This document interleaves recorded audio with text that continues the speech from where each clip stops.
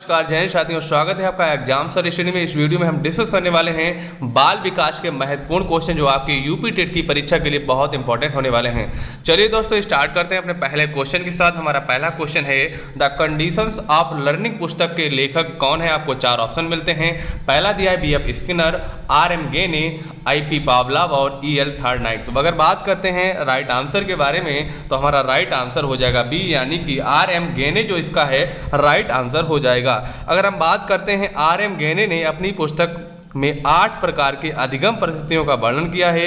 ये कब किया है? जब आपका द्वितीय विश्व युद्ध हो रहा था, उसमें जो पायलटों का अभ्यास था, जो सीखने की क्षमता थी, उस अनुसार इन्होंने इसका वर्णन किया है। तो राइट आंसर हमारा बी हो जाएगा। चलेंगे अपने सेकेंड क्वेश्चन की तरफ। क्वेश्चन हमारा है किशोरावस्था बड़े संघर्ष, तनाव, हमला एवं विरोध की अवस्था है। ये कथन किसका है, यानी कि किस मनोवैज्ञानिक ने ये कहा है? तो राइट आंसर की अगर हम बात करते हैं, ऑप्शन आपको 4 मिलते हैं। स्टैनले हॉल, सिम्पसन और क्रो एंड क्रो और जर्सील्ड हो जाएगा। इसके 4 ऑप्शन की बात करेंगे। राइट आंसर की अगर हम बात करते हैं तो स्टैनले हॉल का ये कथन है, यानी कि स्टैनले हॉल ने कहा है कि किशोरावस्था बड़े संघर्ष, तनाव, हमला व विरोध की अवस्था है।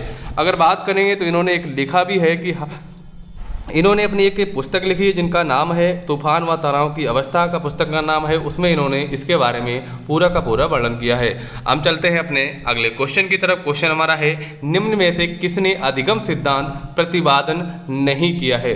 यानी कि अधिगम के बारे में किन्हीं 3 ने किया है, लेकिन चौथे जो इसमें है उन्होंने अधिगम के बारे में नहीं बताया है। तो हम बात करते हैं इसके सही आंसर के बारे में। तो राइट आंसर हमारा हो जाएगा बी, यानी कि B.S. ब्लूम ने अधिगम के बारे में नहीं बताया है, लेकिन जो तीनों दिए हैं, स्किनर की बात करें या थार्डनाइक की बात करें या हम कोहलर की बात करें, इन्होंने अधिगम के बारे में बताया है।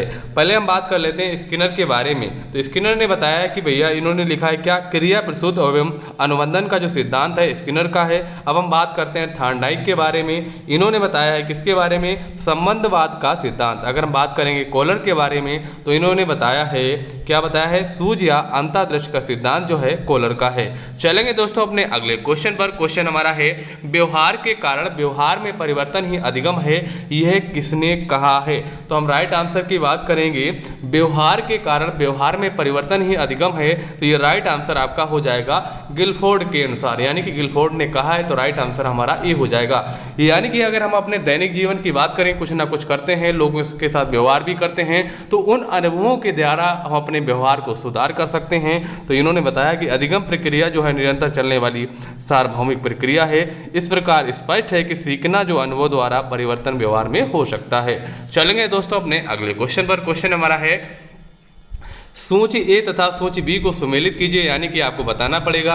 यानी कि जो अगर हम बात करेंगे ब्रूनर के बारे में या आशुवेल के बारे में या ग्लेजर के बारे में, गार्डन के बारे में, आपको इसमें सही मिलान करने हैं, यानी कि इसमें किसने इसका प्रतिपादन किया है। चलिए हम बात कर लेते हैं पहले ब्रूनर के बारे में। तो ब्रूनर ने कौन सा किया है? तो ब्रूनर से अगर हम बात करेंगे तो इनका मिलेगा किसके साथ, संप्रत्यय जो है, संप्रत्यय उपलब्धि जो है किसकी है, ब्रूनर की है। अब हम बात कर लेते हैं आशुवेल के बारे में। तो आशुवेल की कौन सी है?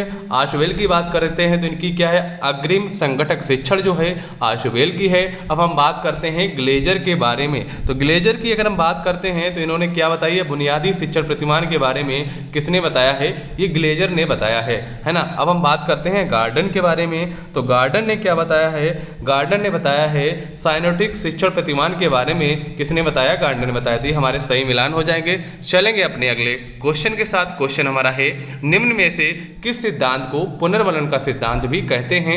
आपको 4 ऑप्शन मिल जाते हैं।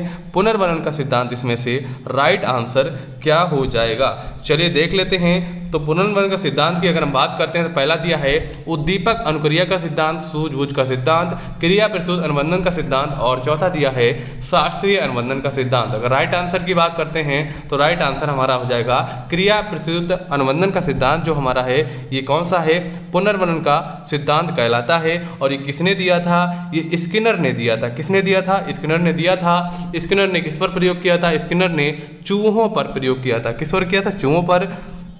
इन्होंने बताया था कि स्किनर ने अपने प्रयोग में चूहों पर भी किया। इसमें बताया कि लीवर वाला जो बॉक्स होता है ना, इन्होंने बनवाया, लीवर पर चूहे का पैर पड़ते ही खट की आवाज़ होती थी। इस ध्वनि को सुन चूहा आगे बढ़ता था, उससे प्याले में भोजन मिल जाता था। यही हमारा कौन सा हो जाता था भैया, क्रिया प्रसूत अनुबंधन का सिद्धांत कहलाता है। चलेंगे अपने अगले क्वेश्चन पर। क्वेश्चन हमारा है, निम्न में से कौन सी अवस्था ब्रूनर के संज्ञानात्मक विकास सिद्धांत का अंग नहीं है। अगर हम बात करते हैं ब्रूनर के अनुसार, तो इन्होंने कौन कौन सी अवस्थाएं जो दी हैं, सिद्धांत कौन कौन से दिए हैं, तो हम बात करते हैं तो राइट आंसर हमारा क्या हो जाएगा, राइट आंसर हमारा जो है डी हो जाएगा। यानी कि डी वाला जो है ये इनका नहीं है, और ऊपर जो तीनों हैं इन्होंने इनके जो सिद्धांत हैं बताए हैं। चलिए इनकी तीनों अवस्थाओं की अगर बात करते हैं तो सबसे पहले उन्होंने कौन सी अवस्था दी थी, पहली अवस्था इनकी कौन सी हो जाएगी, पहली वाली इनकी है कौन सी, क्रियात्मक अवस्था। दूसरी इनकी है, अगर क्रियात्मक अवस्था की बात करते हैं क्रिया पर आधारित है। दूसरी इनकी है प्रतिबिंबात्मक अवस्था, जो कि इनके चित्त पर आधारित है। तीसरी की बात करते हैं संकेतात्मक अवस्था, जो है ये किस पर है, ये भाषा पर आधारित है। चलेंगे दोस्तों अपने अगले क्वेश्चन की तरफ। क्वेश्चन हमारा अगला क्या देख लेते हैं। क्वेश्चन है, स्तंभ ए तथा स्तंभ बी को सम्मिलित कीजिए। यानी कि आपको इसमें बताना है कि जो एनिमल इंटेलिजेंस है किसने दिया है। जैसे गेसाल्ट सामने लिखा है, पुनर्बल अनुसूची पियाजे लिखा है, इसके बारे में आपको सही बताना है। चलिए हम बात कर लेते हैं पहले एनिमल इंटेलिजेंस के बारे में। तो ये किसने दिया है, ये भैया दिया है किसने, थॉर्नडाइक ने दिया है ना, किसने दिया है, थॉर्नडाइक ने दिया है। अब हम बात करते हैं पुनर्बलन अनुसूची के बारे में, ये किसने दी है, ये दिए भैया स्किनर ने। तो स्किनर का नीचे मिल जाएंगे। ये पुनर्बलन जो अनुसूची है भैया स्किनर, इसका राइट आंसर हो जाएगा।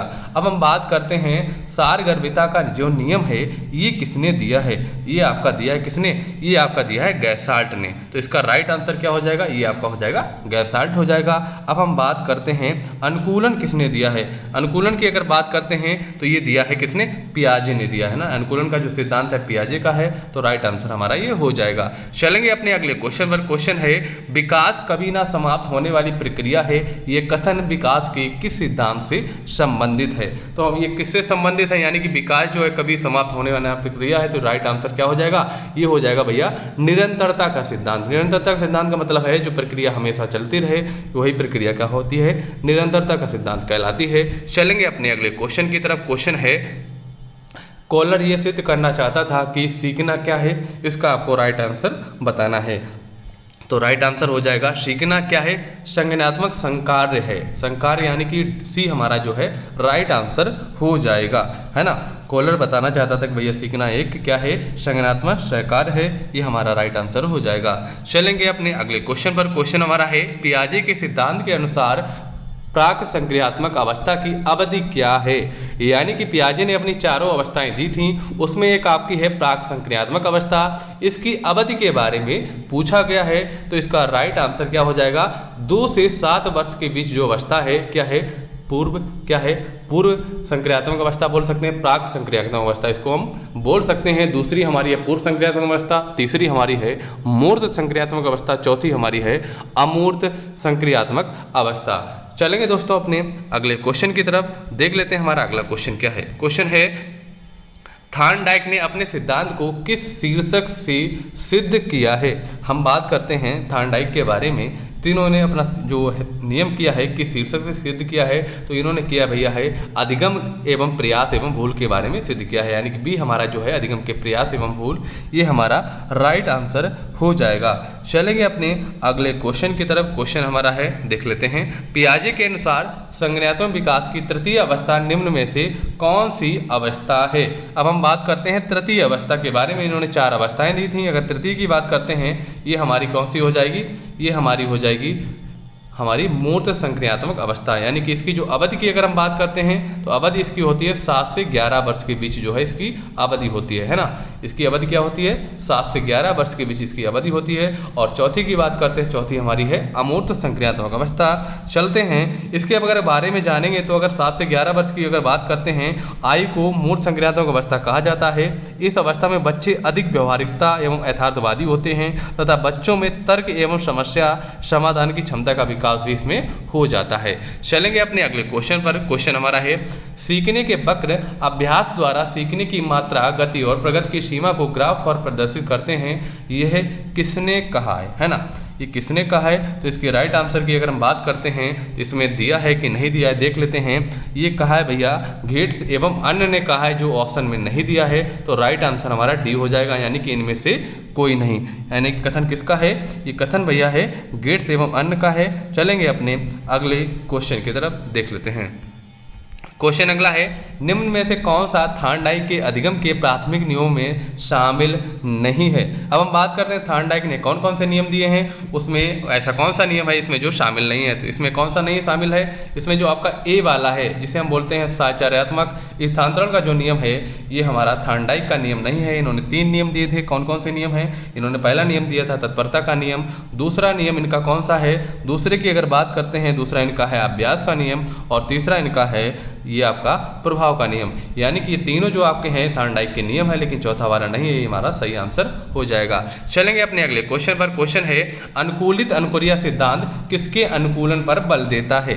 अनुकूलित जो अनुक्रिया सिद्धांत है किसके अनुकूलन पर बल देता है। अगर राइट आंसर की हम बात करते हैं तो ये हमारा हो जाएगा क्या, व्यवहार हमारा जो है इसका राइट आंसर जो है व्यवहार इसका राइट आंसर हो जाएगा। चलेंगे अपने अगले क्वेश्चन के साथ। क्वेश्चन हमारा है, क्रिया प्रसूत अनुबंधन का दूसरा नाम क्या है। अगर हम बात करते हैं क्रिया प्रसूत के दूसरे नाम के बारे में, तो इसे हम और क्या कहते हैं, इसको हम नैमित्तिक अनुबंधन भी कहते हैं। तो हमारा बी इसका जो है राइट आंसर हो जाएगा। चलेंगे साथियों अपने अगले क्वेश्चन पर। क्वेश्चन है, निम्न में से कौन सी अधिगम की एक विशेषता नहीं है। यानी कि इसमें से अधिगम की कौन सी एक विशेषता नहीं है। पहला दिया है, अधिगम का अवलोकन प्रत्यक्ष रूप से किया जा सकता है। दूसरा है, अधिगम व्यवहार में अपेक्षाकृत स्थायी परिवर्तन है। तीसरा है, अधिगम प्राणी की अभिवृद्धि है। और चौथा है, अधिगम एक लक्ष्योन्मुख प्रक्रिया है। अगर हम बात करते हैं अधिगम के बारे में, तो अधिगम अवलोकन प्रत्यक्ष रूप से किया जा सकता है, ये बिल्कुल गलत है। ये जरूरी नहीं कि प्रत्यक्ष रूप से ही किया जा सकता है, तो इसलिए हमारा राइट आंसर ए हो जाएगा, क्योंकि हमें गलत आंसर इसमें बताना था, तो ए हमारा इसका राइट आंसर हो जाएगा। चलेंगे अपने अगले क्वेश्चन पर। क्वेश्चन हमारा है, सीखने में प्रयास व भूल के सिद्धांत का प्रतिपादन किसने किया था। ये किया था सिद्धांत का प्रतिपादन थॉर्नडाइक ने किया था। किसने किया था, राइट आंसर हो जाएगा थॉर्नडाइक ने किया था। अगर हम बात करते हैं ये प्रयोग थॉर्नडाइक ने किस पर किया था, ये प्रयोग जो है बिल्ली पर किया गया था। बिल्ली पर बार बार प्रयास करने के पश्चात मछली के टुकड़े को प्राप्त कर लेती है, जिससे इनका क्या भैया सिद्धांत का प्रतिपादन हो जाता है। तो राइट आंसर हमारा सी हो जाएगा। अगर दोस्तों आपको हमारा वीडियो अच्छा लगा तो वीडियो को अवश्य लाइक करें, इस वीडियो को ज़्यादा से ज़्यादा शेयर करें। अगर आपने चैनल को सब्सक्राइब नहीं किया, सब्सक्राइब कर लें। अब आपको मिलते हैं अपने अगले वीडियो के साथ, तब तक के लिए जय हिंद, वंदे मातरम साथियों।